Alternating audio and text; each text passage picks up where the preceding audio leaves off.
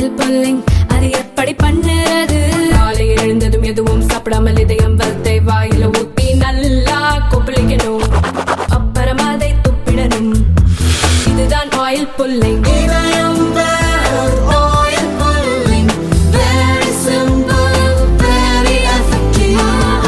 UGC புதிய வரைவு விதிகள் அரசமைப்பு மற்றும் கூட்டாட்சி தத்துவத்திற்கு விரோதமானவை என்று மக்களவையில் திரிணாமுல் காங்கிரஸ் எம்பி மஹுவா மொய்த்ரா கண்டனம் தெரிவித்துள்ளார். இதுகுறித்து பேசிய மொய்த்ரா, 2018 யுஜிசி விதிகளுக்கு மாற்றாக வந்துள்ள புதிய யுஜிசி வரைவு விதிகள் மத்திய அரசின் கைகளில் அதிகாரத்தை குவிக்க வழிவகுக்கும்.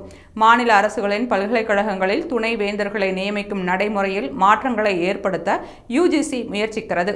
மாநில அரசுகளின் முழு செலவில் நடக்கும் பல்கலைக்கழகங்களின் துணை வேந்தர்களை நியமிக்கும் குழுவில் மாநில அரசின் பிரதிநிதிக்கு புதிய யுஜிசி வரைவு விதிகள் இடமளிக்கவில்லை. வரையறுக்கப்பட்ட யுஜிசி விதிகள் இந்திய அரசமைப்பு மற்றும் கூட்டாட்சி தத்துவத்திற்கு விரோதமாக உள்ளது என்று தெரிவித்தார்.